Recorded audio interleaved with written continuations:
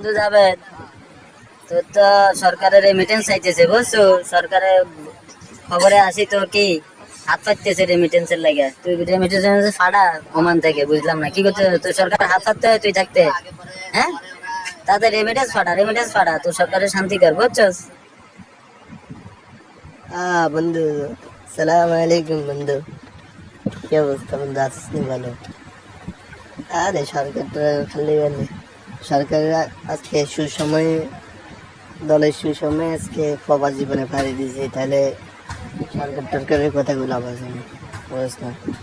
অবশ্যই একদিক দিয়ে ভালো, আসলে আমরা দুর্নীতি মুক্ত দেশ চাই, এই কারণে আসলে আমরা প্রবাসে চলে আসছি, যে জোর জুলুম করে খাওয়ার কোনো ইচ্ছা আমাদের নাই। সম্পর্ক বদলে গেল একটি পলকে, কে আপন কে যে পর হলো রে।